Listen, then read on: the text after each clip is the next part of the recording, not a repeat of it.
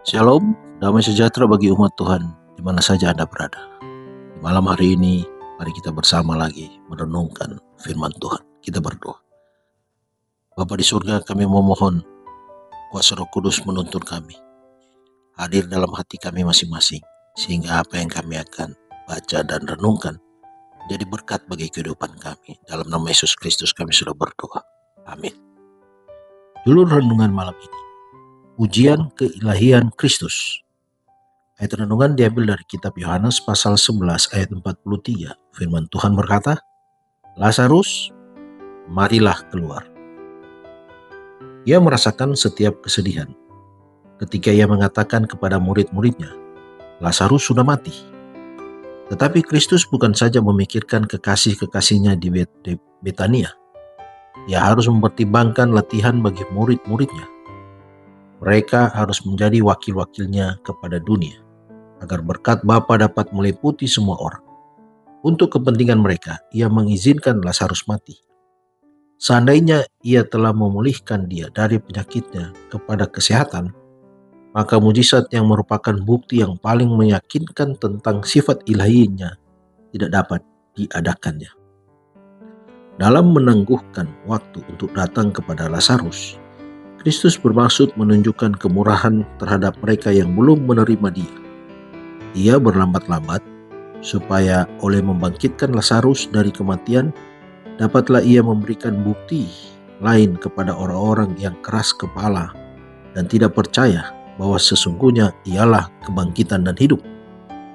Dalam kemurahannya, ia bermaksud memberi mereka satu bukti lagi bahwa ialah yang memulihkan. Seorang yang satu-satunya dapat menyatakan hidup dan sifat baka. Inilah yang seharusnya menjadi bukti yang tidak dapat disalah tafsirkan oleh para imam. Inilah alasan penangguhannya untuk pergi ke Betania. Mujizat yang paling utama, membangkitkan Lazarus, memberikan materai Allah kepada pekerjaannya dan pada tuntutannya bahwa ia Allah adanya. Lazarus sudah ditaruh di dalam satu gua batu, dan sebuah batu besar sudah ditaruh sebagai penutupnya. Angkatlah batu itu, kata Kristus, karena menganggap bahwa ia hanya hendak melihat pada orang mati itu. Marta berkeberatan, seraya mengatakan bahwa tubuh itu sudah dikuburkan 4 hari yang lalu dan sudah mulai membusuk. Pernyataan ini yang diberikan sebelum membangkitkan Lazarus tidak memberi peluang bagi musuh-musuh Kristus untuk mengatakan bahwa suatu penipuan telah dijalankan. Setelah ia berkata demikian, berserulah ia dengan suara yang keras. Katanya, Hai Lazarus, marilah keluar. Suaranya yang terang dan tajam memasuki telinga orang mati itu. Sementara ia berbicara, keilahian bersinar melalui kemanusiaan. Pada wajahnya yang diterangi oleh kemuliaan Allah, orang banyak itu melihat jaminan kuasanya.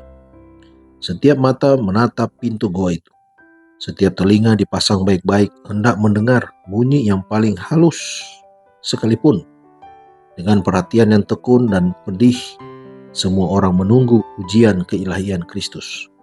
Bukti yang membenarkan pengakuannya bahwa ialah anak Allah, kalau tidak memadamkan harapan selama-lamanya.